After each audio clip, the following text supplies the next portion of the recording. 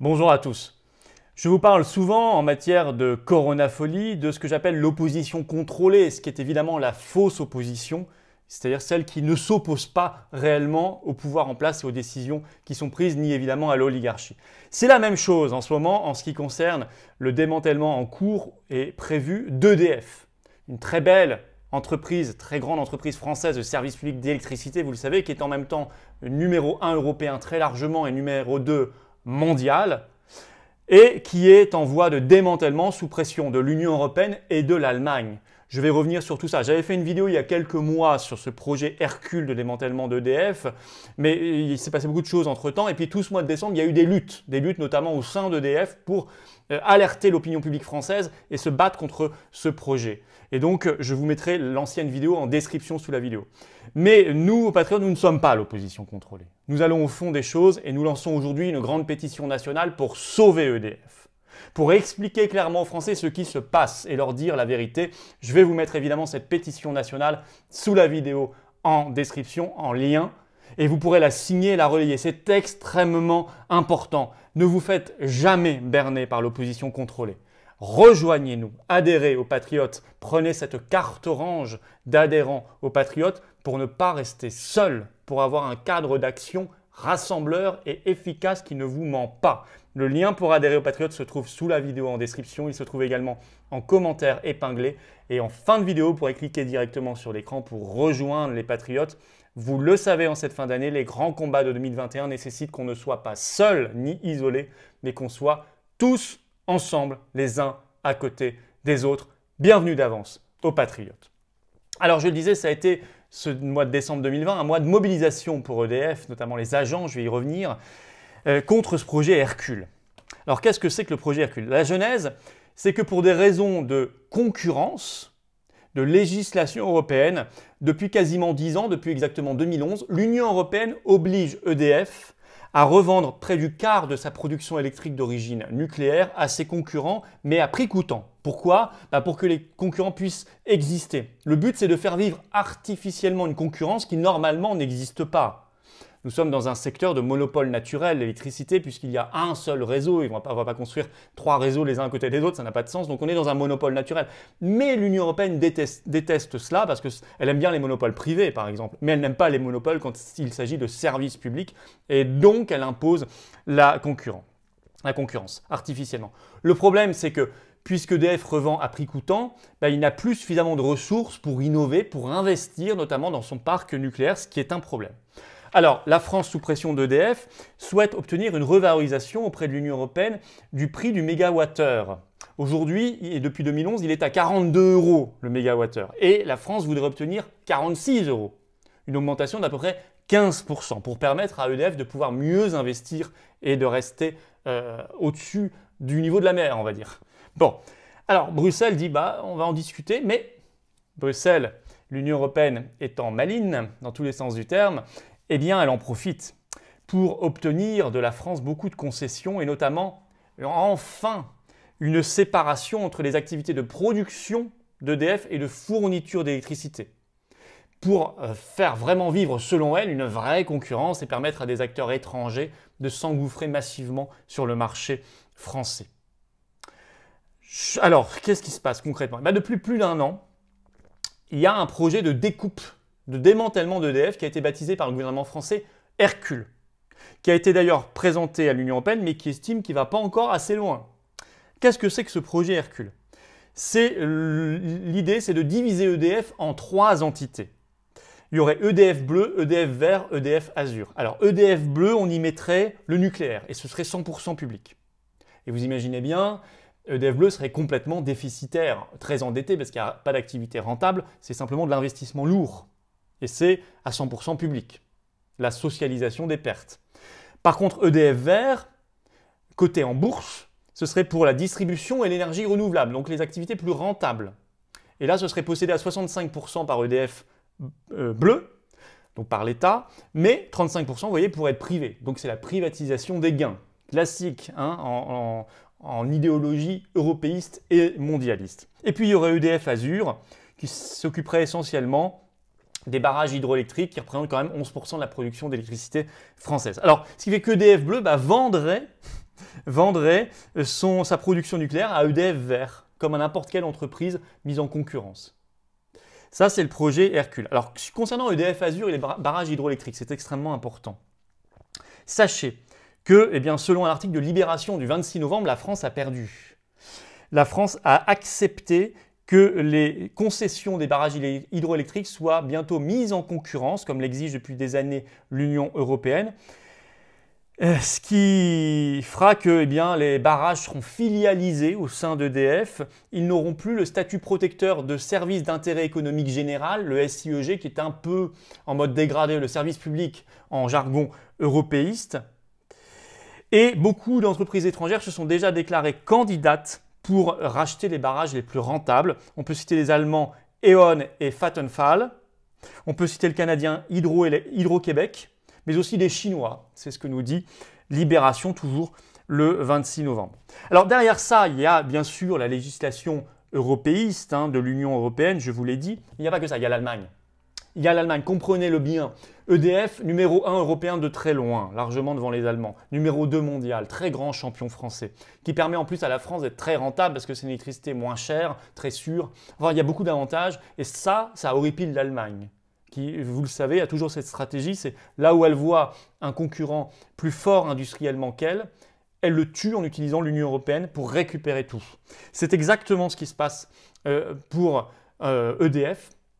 L'Allemagne ayant fait pression déjà pour la fermeture de Fessenheim qui a été réalisée totalement le 30 juin 2020, la centrale nucléaire de Fessenheim qui était à sa frontière, près de sa frontière en Alsace, sous prétexte de sécurité, etc. Mais ce n'étaient pas évidemment les vrais arguments.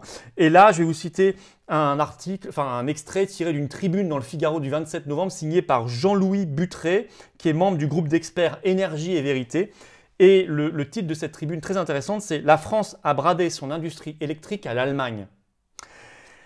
Et alors, je vous cite cela. « Sous le nom du plan Hercule, EDF va être vendu par département et la filière nucléaire démantelée dans l'indifférence générale. » Sauf si nous, on se mobilise.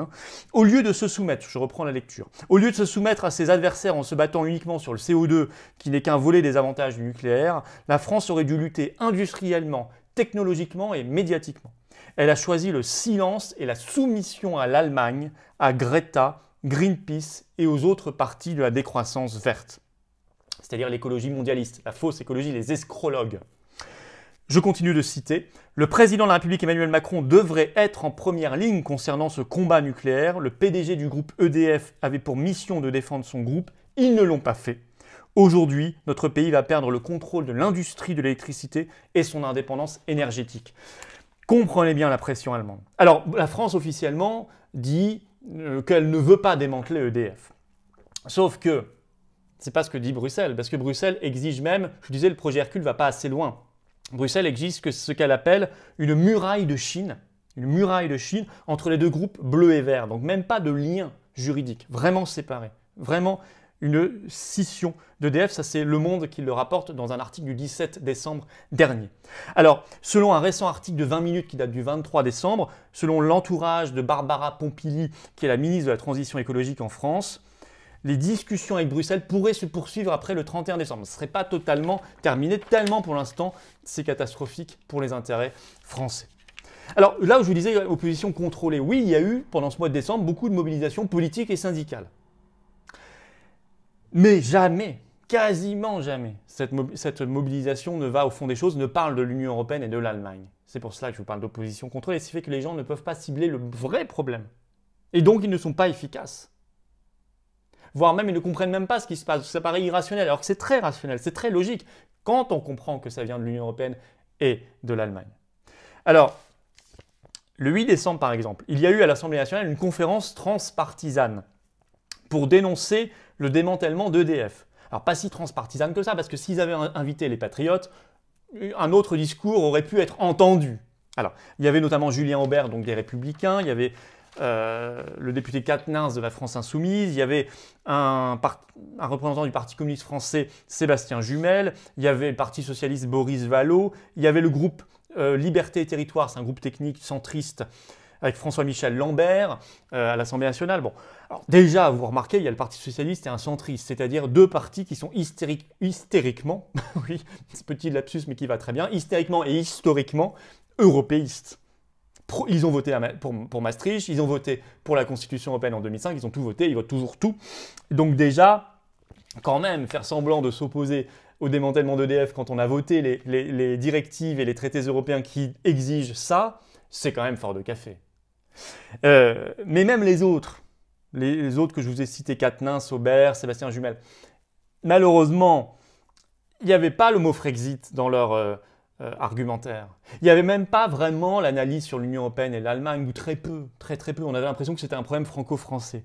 Or, la libéralisation des marchés de l'énergie par l'Union européenne a commencé dès 1996, avec la première directive européenne sur l'électricité cette année-là, puis en 1998 sur le gaz. Et ça a été transposé en France entre 2000 et 2006 par une série de lois qui ont tout libéralisé. Et aujourd'hui, le régime en vigueur au niveau européen, ce sont les directives du 13 juillet 2009. Ça, il faut le savoir, et ça n'est pas dit. Voilà. La question de l'Union européenne n'a pas été abordée frontalement dans cette conférence de presse. Alors on peut citer un peu le communiste Jumel qui a parlé, je cite, de bricolage entre le gouvernement et la Commission européenne. Mais voyez bien que le mot Commission européenne est cité, c'est bien, mais ça ne va pas bien loin. Et jamais, évidemment, le mot Frexit ou sortie de la France de l'Union européenne n'a été prôné ni prononcé. Bon.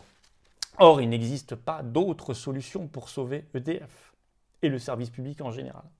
Du côté des syndicats, ils sont très mobilisés aussi au mois de décembre, les syndicats d'EDF. Il y a sûrement des gens très sincères dans le lot, je n'en doute pas. Mais les chefs n'expriment pas non plus ce problème européen et allemand. Alors il y a eu, par exemple, le 26 novembre, une première mobilisation. Le 3 décembre, chez EDF, il y avait quand même 31,6% de grévistes. Il y a eu de nouveau le 32,4% le 10 décembre, puis de nouveau le 17 décembre, par tous les syndicats d'EDF. 4 fédérations syndicales, le 14 décembre, ont déploré l'opacité autour de ce projet Hercule, et je cite dans un communiqué, le fait que le gouvernement veuille aller vite. Pareil, ça va pas très loin dans l'opposition et ça n'explique pas le problème européen et allemand. Je peux citer un article de 20 minutes du 23 décembre, Virginie Neumayer, qui est de la CGT d'EDF, et qui dit la réorganisation placerait EDF en grande difficulté. Oui, mais, et, 3 petits points on a envie de dire. Très bien, c'est vrai, mais d'où ça vient et comment on fait pour lutter contre ça? C'est ça l'opposition contrôlée. Il faut stopper cette logique. Stopper cette logique qui est la même que pour celle du service public du rail et des autres services publics. Toujours la même chose. Et on ne peut pas faire autrement que par le Frexit, la sortie de la France de l'Union européenne. Tant qu'on fait autre chose, ce sont des coups d'épée dans l'eau. C'est ça qu'il faut bien comprendre. Nous lançons cette pétition nationale, elle est sous la vidéo en description, pour bien le faire comprendre à tous les Français. Alors signez-la et relayez-la. Il faut que les gens fassent dans leur tête, mettent en cohérence tous les problèmes dans leur tête et comprennent le cadre dans lequel nous sommes, qui est un cadre européiste et donc mondialiste et oligarchique. Et il faut donner ces armes, notamment aux agents d'EDF, c'est très important. Parce qu'eux, à l'intérieur, ils peuvent diffuser cette information et ça change tout dans le rapport de force. Et nous, usagers, clients d'EDF, on doit être à côté d'eux, avec eux. C'est extrêmement important. C'est l'indépendance de la France, c'est le service public dans la moindre commune de France. Et puis c'est l'arrêt de la soumission à l'Allemagne, à l'Union européenne et au mondialisme. Il faut des victoires. Nous en avons, vous le savez. Nous en avons. Si on a fait déjà reculer le passeport sanitaire, c'est parce qu'on s'est mobilisé. Croyez pas que c'est pour une autre raison. Vous savez que ça sert à quelque chose. Et la pétition que vous avez signée pour le passeport sanitaire, elle a eu un impact. Véran a dû venir aux 20h de TF1 pour retarder. C'est pas gagné. Mais si on n'avait pas fait ça, c'était déjà appliqué. Donc c'est déjà une première victoire. Et bien sur EDF, on fera la même chose. Alors je vous invite à signer et relayer cette pétition, à être aux côtés des agents, à leur expliquer ce qui se passe et puis à nous rejoindre. Voilà, le lien pour adhérer au Patriote se trouve ici en cliquant directement sur l'écran, également sous la vidéo en description. Il se trouve également en commentaire épinglé. Je vous attends, ceci est un passeport pour la liberté, pour la résistance et pour la France. Vive la France! À bientôt.